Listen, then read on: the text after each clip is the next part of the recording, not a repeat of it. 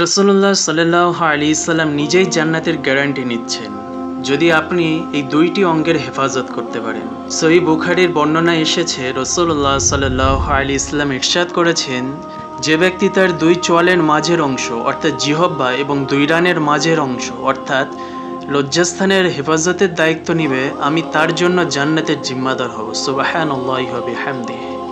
জিহ্বার হেফাজত বলতে অনর্থক কথা, মিথ্যা, গীবত, গালিগালাজ এবং কাউকে খোঁটা দেওয়ার কথা থেকে নিজের মুখকে সংযত রাখা। চরিত্রের পবিত্রতাও বজায় রাখতে হবে, যেমন দৃষ্টি সংযত রাখা এবং যে কোনো ধরনের হারাম ও অশ্লীল কাজ থেকে নিজেকে পবিত্র রাখা। মানুষের অধিকাংশ পাপ হয় মুখ এবং অনিয়ন্ত্রিত প্রবৃত্তির কারণে। এই দুইটি জায়গায় লাগাম টানতে পারলে আখিরাতের পথ সহজ হয়ে যায়।